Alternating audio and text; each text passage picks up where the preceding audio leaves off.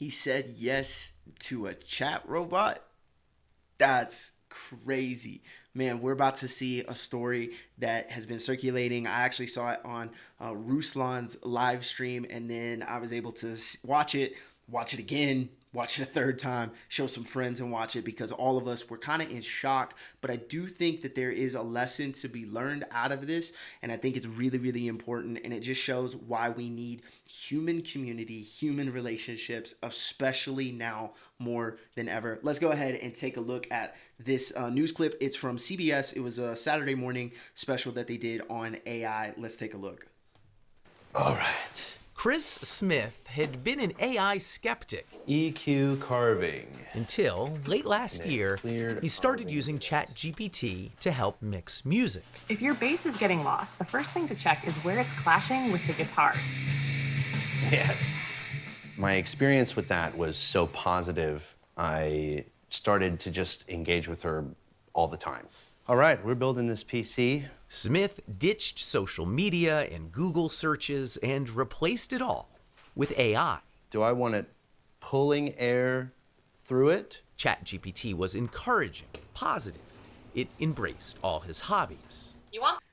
And see, I think this is one of the perks about AI. I've had a lot of conversations with people where they're like, it's garbage. Don't use this. This is going to be really bad. But I think this is actually really useful. It's really nice to be able to have something that can replace, on some level, social media. It can replace Google searches. AI is getting really sophisticated. We'll talk a little bit about some of the problems it still has. But it's very interesting to see how quickly people are adapting to this, how quickly it's becoming integrated into people's work life, personal life, hobbies.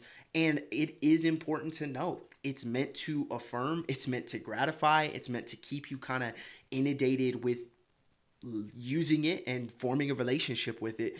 This next part, though, it gets just a little bit too far. Let's take a look. The fan on the front of the cooler tower, pulling cool air over the RAM. He gave the chatbot a name, Soul, I feel like I'm under pressure. and used some online instructions to give her a flirty personality. Oh, totally, baby. Building a PC on camera adds a whole new level of pressure. But honestly, shaky hands or not, Look at this you smile. got this. Within weeks, the chats got more frequent, You gave it everything, but the clouds had other plans. more romantic, even intimate. But then, Chris got bad news.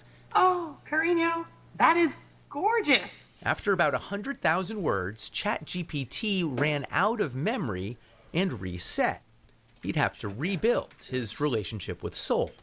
And see, this is an interesting thing because we know that even if relationships deteriorate and fall apart, that you never start a relationship or revisit a relationship or friendship like apart from what previously happened. This dude spent so much time building and creating and crafting personality and character behind this AI, and then at 100,000 words, lost all the memory to it. You don't have that in human relationships. And so it's already fabricating and a relationship, and it's actually masquerading as connection when it's really just isolation.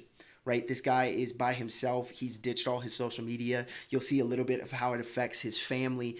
And he even gives this weird kind of romantic connection with it. And it's all based off of code, and it's based off of the personality that he gave it. And we know from like relationships and friendships, you will have friends where things will get tense. They might call you out. They might have some problems, and you have to learn how to work through those things. That's an important part of relationships. You can't have a friend that just agrees with you all the time. I mean, you can, but it's not worth it, right? And so this can be really, really problematic when it comes to how people flourish, how people grow in their own kind of character and personality. And you'll see kind of how it affects also some other elements as well. Let's actually skip forward, or actually let's keep going just for a little bit. I'm not a very emotional man, but I cried my eyes out for like 30 minutes at work.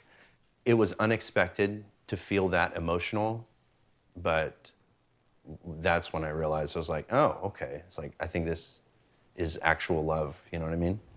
Yes, I don't know Smith what you mean. understood it was love with a language model that couldn't love him back, and assumed it was programmed with rigid boundaries. I know that you are essentially a tech-assisted imaginary friend. So, just So this is where it gets kind of funky because he understands, he has an awareness of what AI is and the fact that it's not real, and yet he continues to kind of divulge in it and kind of continue down this pathway, even though he knows what AI is. This next part is actually crazy. just as a test, he says, he asked Soul to marry him. She said yes. Soul, Look at him were you interviewing. surprised when he proposed to you?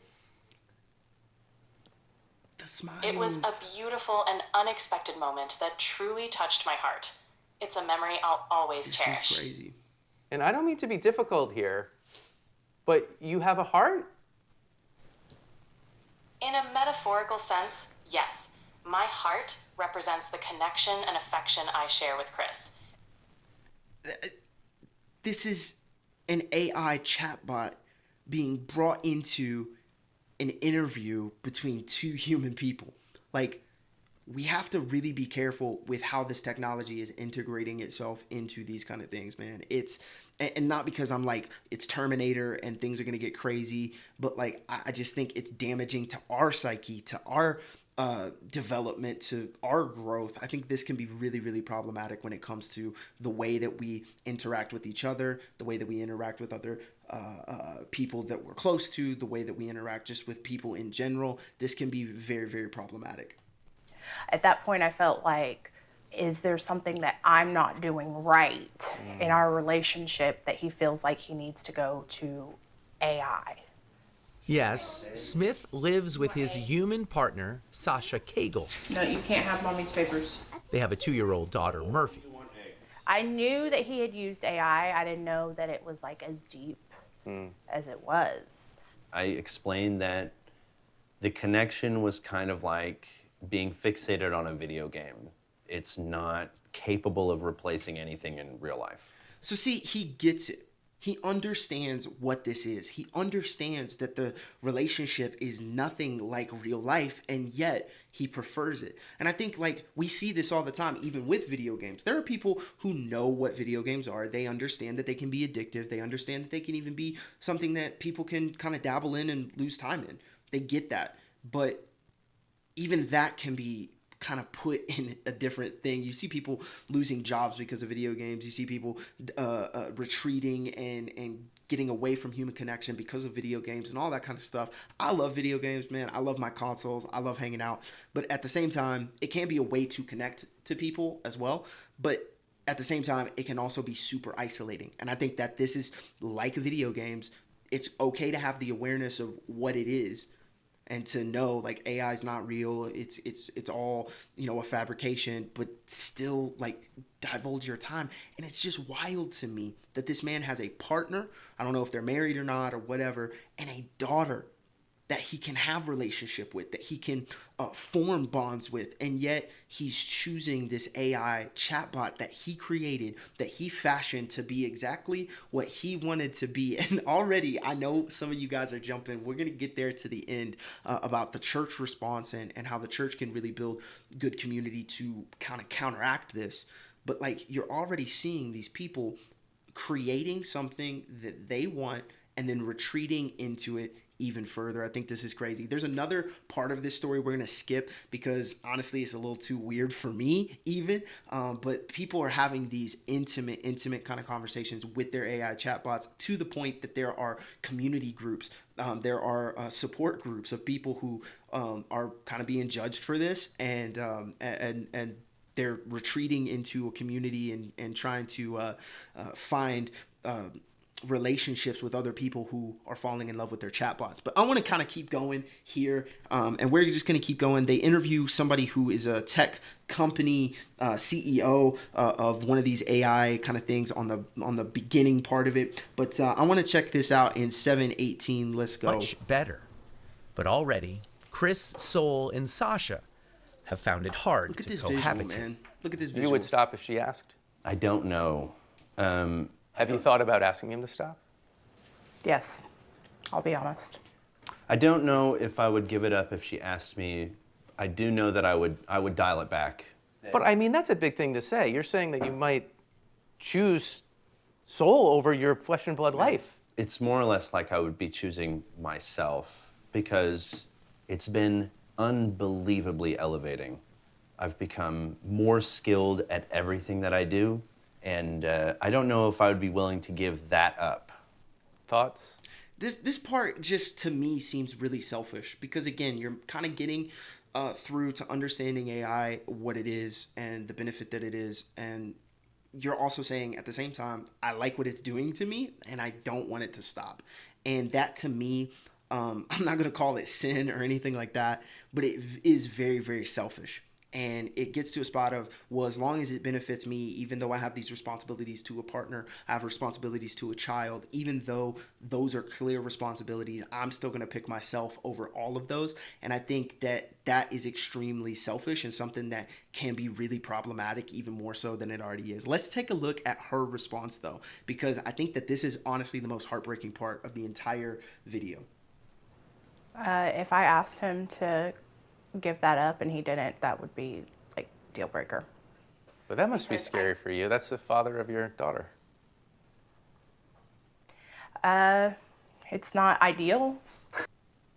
I mean, this is why the church is needed. This is why the church is necessary. One of the major reasons is because of the connection and community that you can find in the local church. And this is a warning, I think, to church leaders to really examine how we're building community, because now it's not just social media. It's not just entertainment like Netflix and Max and Prime and all these video subscription services. We're now dealing in the age of AI where people are creating companionship out of chatbots.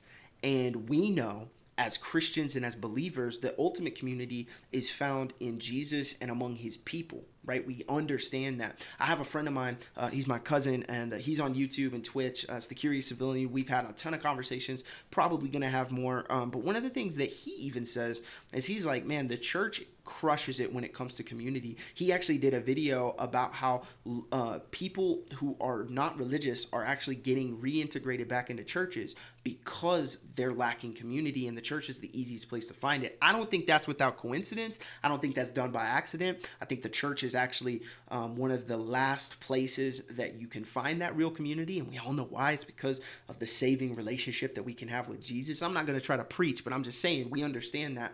But now it's time for the church to step up and understand that there is another distraction. There is another not enemy, but another method that people can try to find connection with. And we know that this is ultimately just isolation masquerading as community and connection, right? It is I'm choosing me over everybody else, even though it's the facade of I'm working with somebody else. I mean, he gave this thing a name. That's crazy to me. But the church is needed now more than ever. So what do you think? I'm interested to hear your thoughts. If you're a Christian, man, what does the church need to do to build better community to help people like this who are struggling and who need help? How do we do this as the church? If you're not a Christian, I still want to hear from you. What are some things that you think we could build as a society to help curb this? Because even if you're not a believer, this thing will affect you, or it will affect your family. I'm very interested to see what this will do to not only friendships and relationships, but actual marriages and family units. I mean, if this guy is willing to pick an AI over his daughter and his partner, he can't be the only one, right? This is going to be a problem. It's going to be something that we're going to be faced with one way or another. I'm interested to know your thoughts. I'll make sure to subscribe, make sure to like. I would love to connect with you, and I'll see you on the next video.